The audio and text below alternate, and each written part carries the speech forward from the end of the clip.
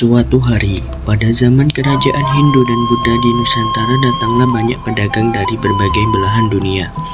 Pedagang-pedagang tersebut ada yang berlabuh di tanah Jawa, Sumatera, dan berbagai pulau Indonesia. Tujuan mereka datang ke Indonesia adalah untuk berdagang dan mendapatkan rempah dari Nusantara. Beberapa pedagang tersebut juga bertujuan untuk menyebarkan agama dan keyakinan yang mereka miliki. Contohnya seperti pedagang-pedagang yang berasal dari Arab Gujarat dan yang berasal dari negara timur lainnya. Maka dari sinilah teori masuknya Islam ke Indonesia melalui jalur perdagangan dan perkawinan. Suatu hari, seorang pedagang yang berasal dari Gujarat dengan membawa barang dagangannya berlabuh di tanah Jawa. Pedagang tersebut memulai kegiatan perdagangannya di sebuah desa yang merupakan bagian dari suatu kerajaan Hindu. Di sana mereka berjualan di pasar yang cukup ramai oleh pedagang lokal maupun luar. Anak laki-laki dari pedagang tersebut selalu membantu ibunya berdagang di pasar. Suatu hari ia pun pergi menuju pelabuhan untuk mengambil barang dagangannya yang ada di kapal, kemudian membawanya ke pasar. Pergi ke pelabuhan, saya akan mengambil barang di kapal. Tapi hati-hati ya, karena jalan ke pelabuhan cukup licin karena hujan semalam. Iya, Ibu. Ayah, aku ingin pergi ke pasar desa. Apakah kau mengizinkanku? Baiklah putriku, aku akan mengizinkanmu. Tetapi, ada dua pengawal yang akan mengawasi dan mengikutimu. Kenapa harus seperti itu ya? Aku kan bisa sendiri. Putriku, kamu merupakan satu-satunya anakku. Ayah hanya ingin memastikan kamu dalam keadaan aman dan baik-baik saja. Mengerti kekhawatiranmu, Ayah. Baiklah, jika itu maumu, aku akan menurutinya. Kemari.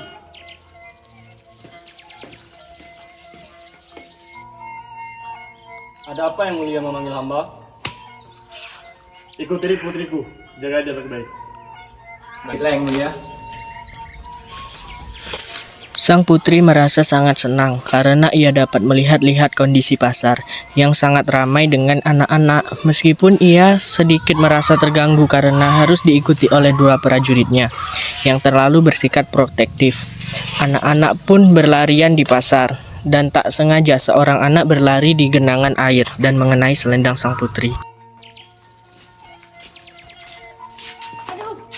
Apa yang kau lakukan? Kau ingin mati? Maafkan aku Tuan Putri. Ya sudah, tidak apa-apa. Terima kasih Tuan Putri, lain kali saya akan berhati-hati. Tuan Putri, apa sebaiknya kita pulang saja? Tidak mau. Lagi pula perjalanan kita sudah sampai di sini. Aku tidak mau perjalanan kita sia-sia. Tuan Putri, apakah kau ingin mengganti selendangmu dengan yang baru? Aku tahu tempat menjual selendang yang berkualitas bagus. Baiklah, bawa aku ke sana. Mereka pun pergi menuju seorang pedagang. Pedagang tersebut merupakan pedagang tua yang datang bersama anak laki-laki dari Gujarat. Ini tempatnya Tuan Putri. Ada yang bisa saya bantu, Tuan Putri? Saya sedang mencari sebuah selendang, tetapi tidak ada satupun selendang yang terpajang di sini.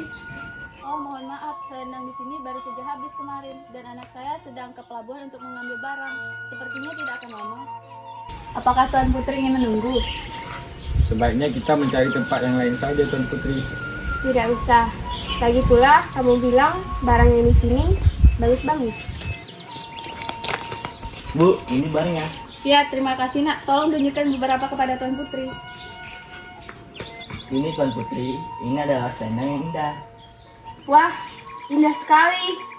Bahannya juga bagus. Aku menyukainya. Aku ingin membelinya.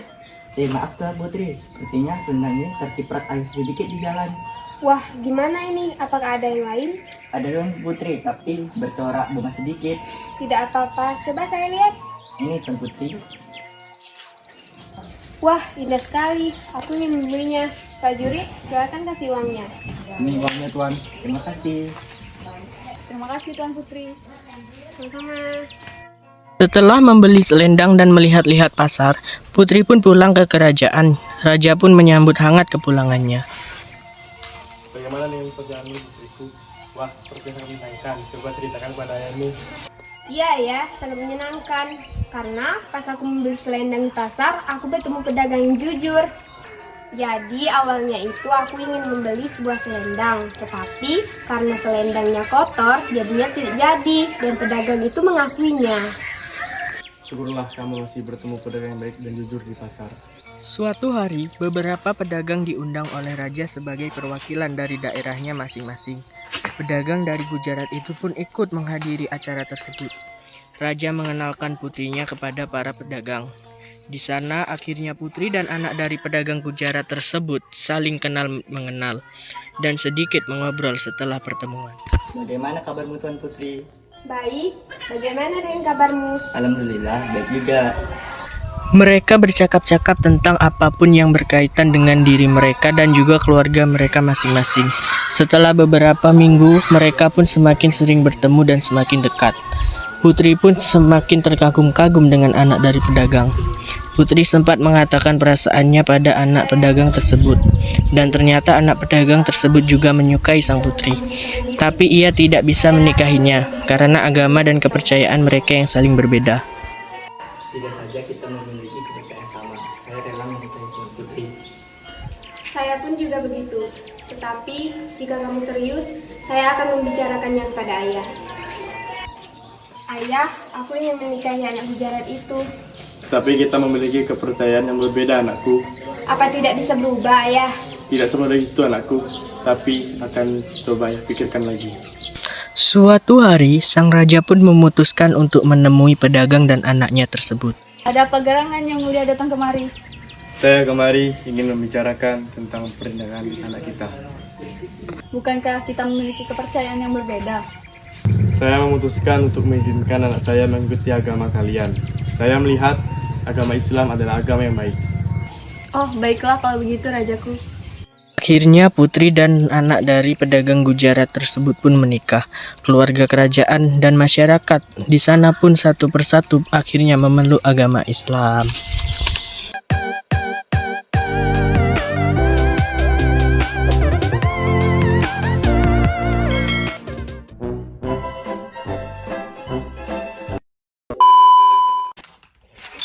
Harus seperti itu ya.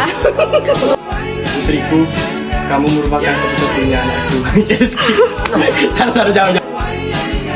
Oh, gresek. Ada apa yang liga mama kok? Apa yang kau lakukan? Ya, sangat menyenangkan karena pas aku membeli selendang di pasar, aku bertemu pedagang yang jujur. Tuh kan? Tuh,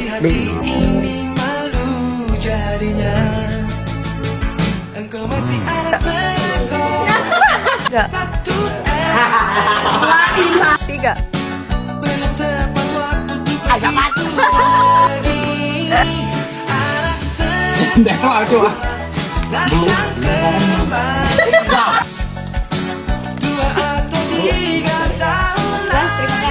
kasih.